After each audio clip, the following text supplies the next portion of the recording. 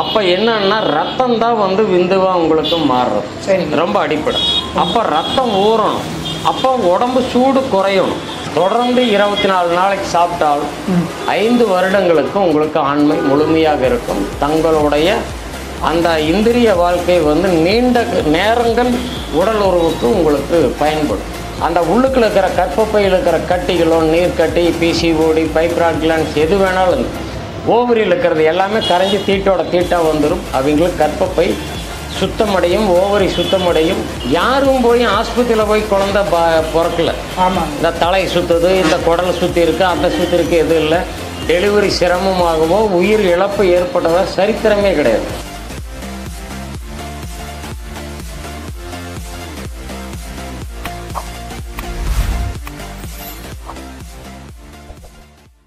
ஐயா வணக்கம். ஐயா வணக்கம்.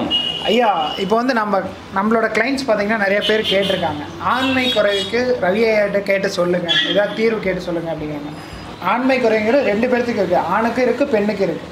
சரிங்களா? எங்களுக்கு ஒரு தீர்வு கொடுங்க ஐயா.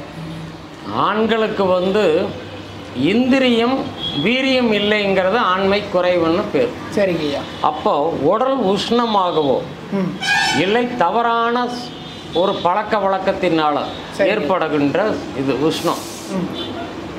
அப்போ என்னன்னா ரத்தம் தான் வந்து விந்துவாக உங்களுக்கு மாறுறது. ரொம்ப அடிப்படை.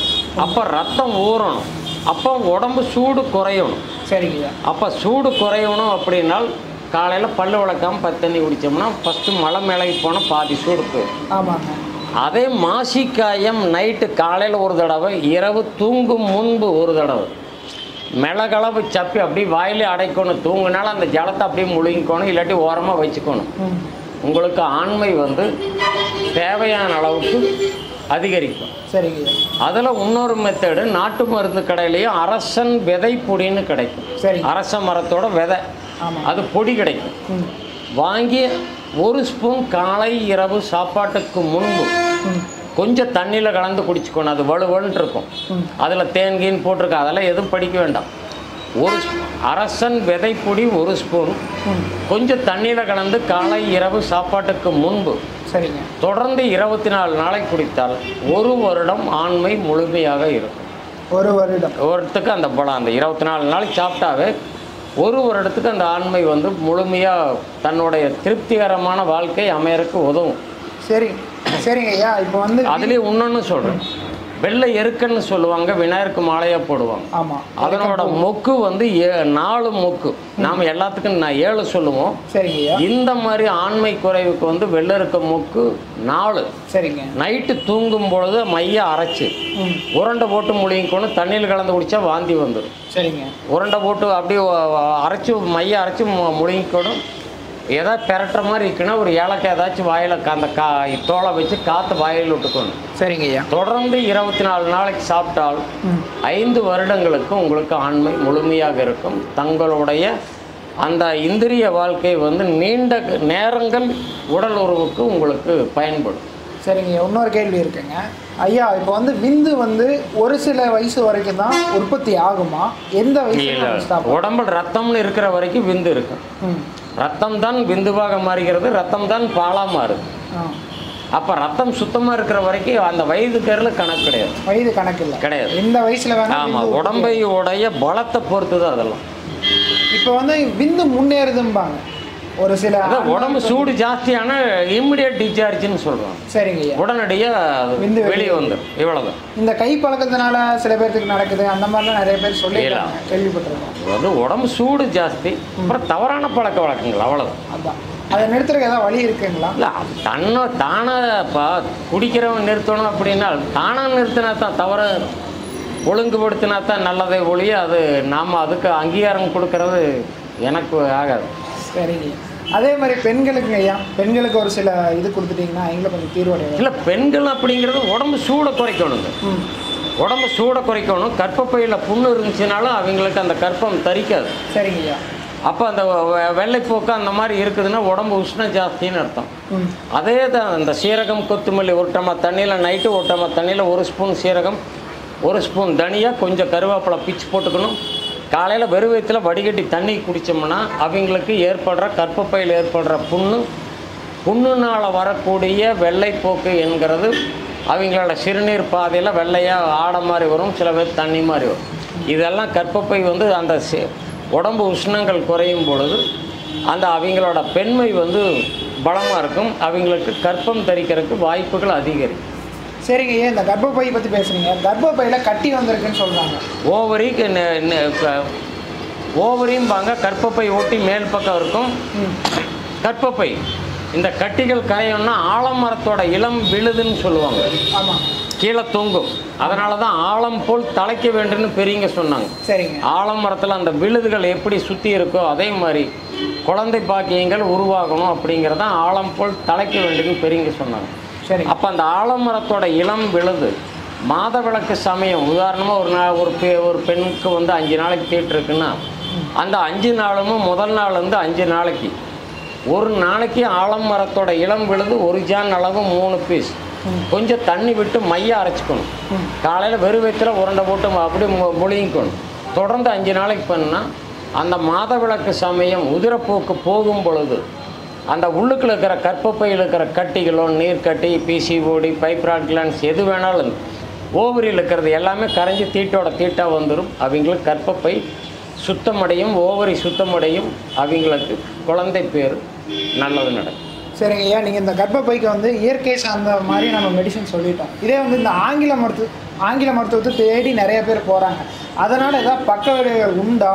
இல்லை, அந்த செய்திக்கு நான் சொல்ல விரும்பலை. ஏன் அப்படின்னா நாம் வந்து இயற்கை சார்ந்த சொல்லணுங்கிறது என்னுடைய ஆசை.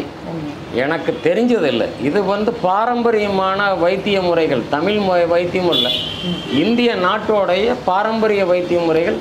இப்போ நீங்கள் அந்த காலத்துலலாம் பார்த்தீங்கன்னா ஊடு சிறுசாக இருக்கும், 10 குழந்தை பெற்றிருப்பாங்க. ஆமாங்க. யாரும் போய் ஆஸ்பத்திரியில் போய் குழந்தை பிறக்கல. ஆமாம். இந்த தலை சுற்றுது, இந்த குடல் சுற்றி இருக்குது, அந்த சுற்றி இருக்குது, எதுவும் இல்லை. டெலிவரி சிரமமாகவோ உயிர் இழப்பு ஏற்பட்டதா சரித்திரமே கிடையாது. ஏன் அப்படின்னா அவங்க உடம்பு வாகுன்ட்டு இல்லை, அவங்களோட உடல் உழைப்பு, ஆரோக்கியமான உணவுகள், பக்க விளைவு இல்லாத உணவுகள், மருந்தடிக்காத உணவுகள் அப்போ சாப்பிட்டாங்க. அவங்களுக்கு உடம்புல பலம் இருந்தது. காலையில் வரைக்கும் அந்த உடம்பு வீட்டு வேலை செஞ்சுட்டு இருப்பாங்க. வலி வந்துச்சுன்னா போய் டெலிவரி பார்ப்பாங்க, அடுத்த நாள் மறுபடியும் தோட்ட வேலைக்கு போவாங்க. நீங்கள்லாம் கேள்விப்பட்டிருக்கீங்க. இதுதான் அந்த உடம்போட பாகு. இப்போ வரையும் நம்ம எந்த வேலையும் செய்கிறதில்ல. அதனால் எல்லாமே வெளியே இன்னொரு பக்கம் போய் அதை பிரசவம் பார்க்கக்கூடிய சூழ்நிலை உருவாகும். அதே மாதிரி பார்த்துட்டிங்கன்னா இப்போ ஆண்களுக்கு வந்து அந்த ஆணுறுப்பு வந்து குறுகிய நிலையில் இருக்குது அந்த மாதிரி சொல்கிறாங்க. ஒரு சிலர் என்னங்கிறாங்க, எனக்கு ஒரு 50 வயசு ஆச்சுங்க, ஆணுறுப்பு சுருங்கி போச்சு, 40 வயசு ஆச்சு, ஆணுறுப்பு சுருங்கி போச்சு அப்படிங்கிறாங்க. அதுக்கு என்னங்க ஐயா தீர்வு? உடம்புல இரும்பு சத்து குறைவாக ஆகும் பட்சத்தில் ஆண் உறுப்பு சிறுசாகும். சரிங்க. அப்போ உடம்புல இரும்பு சத்து வேணும். இரும்பு சத்து எதில் இருக்குன்னா கருவேப்பிலையில் மட்டும்தான் இருக்கு. சரிங்க ஐயா. அப்போ மருந்து குறைவு அடிக்கிற பொருளும் கருவேப்பிலை. பாக்கி எல்லா காய்கறி கம்பேர் பண்ணுறப்போ உங்களுக்கு கருவேப்பிலைக்கு மட்டும்தான் குறைவாக மருந்து அடிப்பாங்க, இல்லாட்டி மருந்தை அடிக்க மாட்டாங்க. சரிங்க. ஏன்னா பெரிய அதுக்கு விலை கிடைக்காது. அந்த கருவேப்பிலைக்கு டெய்லி காலை இரவு சாப்பாட்டுக்கு முன்பு ஒரு கைப்பிடி அரைச்சி சாப்பிடணும். அரைச்சா பேஸ்ட் மாதிரி ஆகும், அதை சாப்பிட முடியாது, இல்லை மென்று சாப்பிட்டாலும் கேட்காது. சரிங்க. அதனால் ஒரு கைப்பிடி கருவேப்பிலை 1/2 டம்ளரோ 1 டம்ளரோ தண்ணியில் கலந்து அரைச்சி வடிகட்டி சாரை குடிக்கிறப்ப கருவேப்பிலையில் இருக்கிற சத்து அந்த தண்ணிக்கு போயிடும். சரி. வடிகட்டி தண்ணி குடிச்சிங்கன்னா கைகால் கெண்டை பிடிக்காது, கண் பார்வைக்கு நல்லது, உடம்பு உஷ்ணங்கள் குறையும், ஆண்மை அதிகரிக்கும், தேவையான அளவுக்கு இருக்கும். ஐயா, இதிலே பார்த்தீங்கன்னா அந்த ஆணுறுப்பு சுற்றி சில பேர்த்துக்கு பார்த்தீங்கன்னா கொப்பளமாக வருது, கட்டி மாதிரி வருது அப்படின்னு சொல்லி நிறைய பேர் சொல்லி கேள்விப்பட்டோம். அதுக்கு ஒரு தீர்வுன்னு என்ன பண்ணலாம்? அதாவது ஆணோ பெண்ணோ உறுப்பு சுற்றி உங்களுக்கு அந்த மாதிரி சின்ன கொப்பளம் மாதிரி வருது, நமைச்சல் வருதுன்னா சுத்தம் நம்ம சரியாக பண்ணுறதில்லைன்னு அர்த்தம். சரிங்க ஐயா. அதனால தான் பெரியவங்க அந்த காலத்தில் அந்த பீர்க்கங்காய் வச்சு உடம்புல தேய்ச்சி குளிப்பாங்க. அந்த கசப்புத்தன்மை வர்றப்போ தோலில் இருக்கிற இன்ஃபெக்ஷன் எல்லாம் எடுக்கும். சரிங்க. அதையும் தாண்டி உங்களுக்கு கொப்பளம் மாதிரி வருது, ஆணுறுப்பு சுற்றியோ பெண்ணுறுப்பு சுற்றி வருது அப்படின்னா நாட்டு மருந்து கடையில் தாண்டிக்காயின்னு இருக்கும். சரிங்க. வாங்கி சன்னி விட்டு உரைச்சி, சந்தனக்கட்டை உரைக்கிற மாதிரி உரைச்சி அந்த இடத்துல பூசிட்டு காலையில் கழுவுனா ஐஸ் மாதிரி ஆயிரும். பிப்போ அரிப்போ அந்த குருத்து மாதிரி இருக்கிறது வராது. தாண்டிக்காய் ₹1 1.5 ரூபாயில வேலை முடியும். சரிங்க ஐயா. அதே மாதிரி பார்த்துட்டிங்கன்னா இப்போ வந்து நிறைய பேருக்கு பார்த்தீங்கன்னா மருந்துகள் கொடுக்குறாங்க. இந்த ஆண்மை குறைவுக்கு மருந்துகள் கொடுக்குறாங்க. சில பேர் பார்த்தீங்கன்னா இந்த பவுடர் சாப்பிடுங்க 30 நாள்லேயே உங்களுக்கு ஆண்மை பழைய மாதிரி வந்துடும். சில பேர் வந்து ஆயில் கொடுக்குறோம், இந்த ஆயிலை பயன்படுத்துங்க ரெடி ஆயிரும் அப்படிங்கிறாங்க. சில பேர் நாங்கள் லேகிய மாதிரி கொடுக்குறோம், லேகியத்தை பயன்படுத்துகிறாங்க. அதை பற்றி உங்களோட கருத்து என்னங்க ஐயா? அதாவது ஒருத்தர் வியாபாரம் பண்ணுறது நம்ம விமர்சனம் பண்ணுறது எனக்கு உடன்பாடு இல்லை. சரிங்க. சின்ன உதாரணம் சொல்கிறேன். நான் என்னுடைய கலர் இது. நீங்கள் விளம்பரத்தில் பார்த்துருப்பீங்க, 7 வாரத்தில் நீங்கள் இதை போட்டால் மூஞ்சி சக்கச்சவேன்னு ஆயிரும் அப்படின்னா, நான் 70 வருஷம் போட்டாலும் என்ற மூஞ்சி வெளுக்குமா? அப்போ ஆசை வந்து உங்களுக்கு காசாக மாறும். புரியுதுங்களா? சரிங்க. இது இயற்கை. இது என்ற கலர்னா இதுதான் என்ற கலர். சரி. இதில் என்ன பண்ணினாலும் கலர் போகிறது. அப்போ கலர் மாறாது. சரி. இதுலேருந்து கருப்பு எச்சாகுமே ஒழிய இதுலேருந்து வெளுக்காது. சரிங்க. கரெக்டுங்களா? கரெக்டு தான். அப்போ இதுதான் உண்மை. நாம் இதை பண்ணினா அது சிகப்பாகும் அப்படிங்கிறதெல்லாம் கிடையாது. அப்போது இயற்கை சார்ந்ததுன்னா உடம்பு சூடை குறைக்கும். உடம்பு சூடு குறைக்கிறதுக்கு முதலே சொல்லிக்கிறோம். நைட்டு ஓட்டமில் தண்ணியில் 1 ஸ்பூன் சீரகம், 1 ஸ்பூன் வரக்கொத்தமல்லி, கொஞ்சம் கருவேப்பிலை பிச்சு போட்டு காலையில் வடிகட்டி தண்ணி குடிக்கணும். கருவேப்பிலை ஒரு கைப்பிடி அட்டமில் தண்ணியில் கலந்து அரைச்சி வடிகட்டி சார் மாசி கை மிளகளவு சப்பி சாப்பிடணும். இது பண்ணினா போதும். இதை மட்டும் பயன்படுத்திட்டு பண்ணாமல் போதும். எது எனக்கு தெரிஞ்சது. பாக்கி வியாபாரம் யார் பண்ணாலும் நான் அதுக்கு அது யாரோட இது விமர்சனம் பண்ண வரும். இதுவரை கொடுத்த தகவலுக்கு ரொம்ப நன்றி. சந்தோஷம். வணக்கம்.